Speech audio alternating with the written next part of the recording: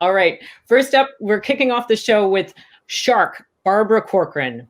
Her credits include straight D's in high school and college. She had 20 jobs by the time she turned 23, and then she borrowed $1,000, quit her job as a waitress, and started a tiny real estate company in New York City that is now a $5 billion real estate business. Welcome, Barbara.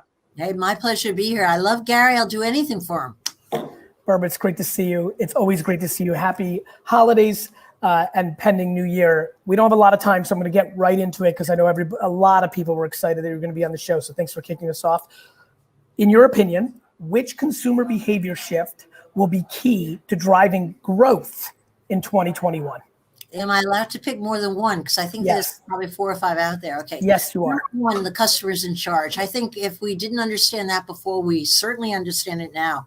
The behavior that we collaborate with the customer is over with. They're in charge. End of story. So I think the key here as an entrepreneur is you have to stay very close to your customer, listen hard and see what they need.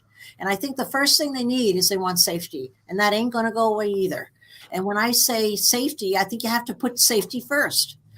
Customers demand it, and you don't have to worry about how to pay for it because you can't afford to worry about how to pay for it. You just have to do it. I think social media is the fastest and cheapest way to communicate what the safety measures your particular business has done. And I think the social distancing protocols that we've all recently encountered are here to stay as well. Things like the dots on the floor, I don't expect them to go away next year at this time. Mounted thermometers at restaurant doors, discretionary masks for travel. I think it's all, we're going to just see a softer version of the same old and it ain't going to go away. But safety is what people care about now, and they will continue. How long do you, let me jump in on that one. Yeah. Okay, so we see a softening, let's say a year from today. Do you see a time where we go back to 2019 levels, or do you think this is now stuck in our culture for quite a long time?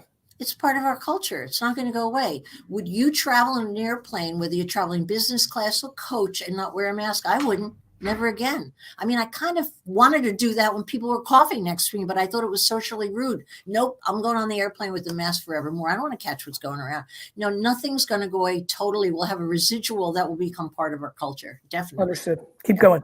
Okay, online shopping is king. I mean, I almost feel embarrassed to say that everybody knows that, okay? Yeah. But I think part and parcel of that is you need to go to where the customer is. I have one business named Cousins Maine Lobster, a large franchise of lobster trucks. Yes, I like those guys. Yeah, those guys. I think you interviewed Sandhu. Yeah, smart entrepreneur. Smart. But the moment COVID hit, that guy had pivot. I hate the word pivot, but I'll have to use it because I don't know what's the substitute. He turned his business around. There's a new substitute I can use. With contactless pickup, communicating where his trucks are going to be. And he moved his trucks out of the normal places that were crowded.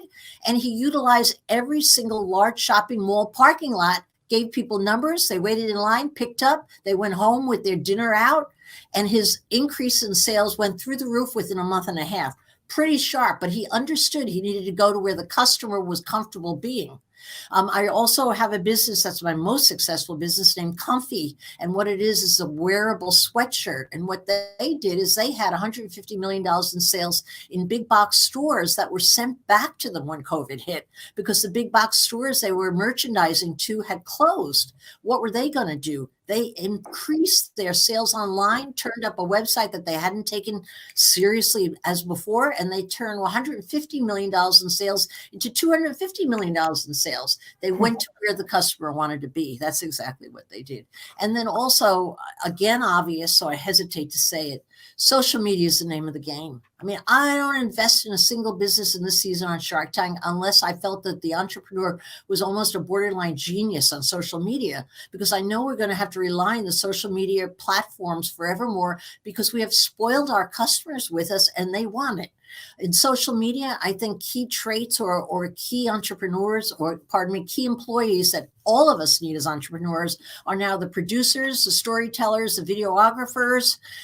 It's really become the new norm. There used to be extra people. It was nice, a luxury feature if you want, but with social media being the name of the game, it's not the case anymore. And Barbara, real quick on that, I'm sorry to interrupt. When you were building your real estate empire, so much of it to do with branding.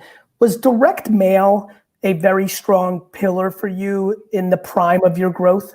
Yes, it was, but everyone used direct mail. But the way I was able to become extremely successful with it is I used postcards, because I watched people at home, including myself, and I didn't open junk mail.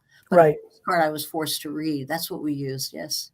So you paid higher to be your individual postcard versus maybe in a value pack, and you feel like even though you were paying more to get into a mailbox, you were getting seen more often, and that gave you a leg up.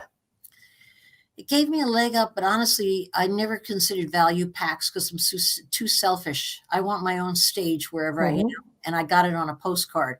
What was more effective than the postcard campaigns I constantly ran was buying billboards 10 cents on the dollar. A lot of people remnant inventory, right?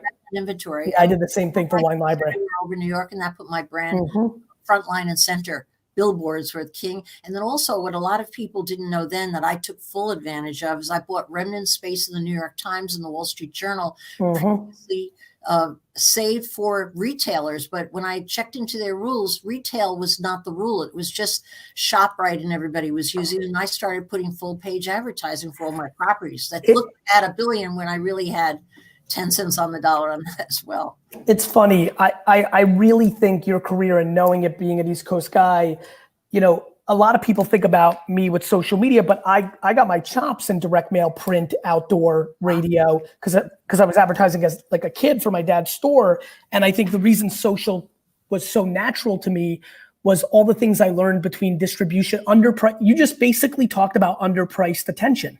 You would buy more strategically around places that people would look. You took advantage of the remnant cost I did the same exact stuff on print and outdoor and direct. You couldn't really do it the same way on direct mail. But the other thing I learned during that era, because I was doing so much of it, was the creative was the variable. Even though I was buying the full page New York Times ad in the dining section at a really good price because I knew when to buy it and how, my ad mattered to how many people I would get. And I think that is a lot of people watching right now are like, but social's not working for me. And I'm like, the creative is the variable. And the creative also must have the key ingredient. I'm sure you'd agree with me. It has to be authentic. People see through the bullshit anymore. You know, if your story's not authentic, if you don't connect with them on some basis, I've even gotten rid of makeup in most of my postings. I find that people respond better to me looking ugly than all dolled up. Authentic is key, and I don't think that's going to change either, of course. I agree with you. You got one parting shot? We got a minute. I know these are going quick. Okay, so one more thing. Please. You need to be an entrepreneur that thrives on change. I mean, if you don't welcome change and look for it, seek it out like a missile, like what's next, like a kid with a curiosity box, right? You're not going to be ready for the changes out there. I mean, change for me, and I don't think I'm imagining, is happening probably twice the rate it would 4 years ago. And if you're not aware that today is the single best opportunity you're ever going to see again for the next 10 years of taking over your competitor's marketplace, his beat, because you can outperform, outcreate, outdo whatever you have to do to get rid of that guy. This is the time to do it. The best time to move ahead is always in the worst times. Any smart entrepreneur will tell you they moved ahead in the worst times because the big guys that are asleep at the wheel, they get tight. They get tight. Most people go on defense. It's exactly the time to go. Yeah. Barbara, it's great to see you. Okay, my pleasure. Thank you so much for this 10 minutes, really. Thank you very much.